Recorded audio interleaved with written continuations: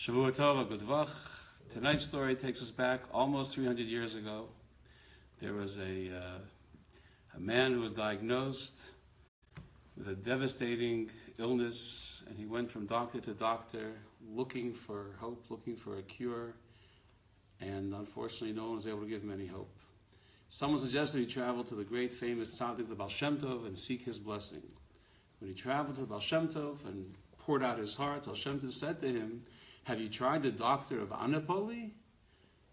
The professor of Anipoli?" And the man said, "I'd never heard."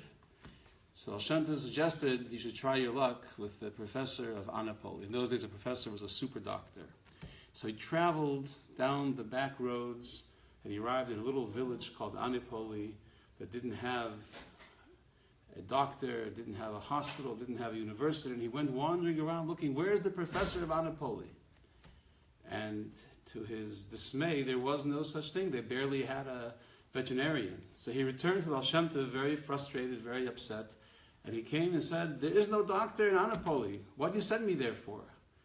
So Baal Shem Tov responded and said, "So what do the people in Anipoli do when they get sick, if there's no doctor or professor or nurse?"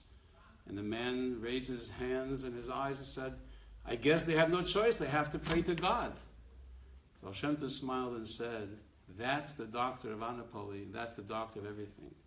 Quit running around and hoping for blessings and cures, and turn to Hashem and ask Hashem to cure you." Which he did, and he was cured.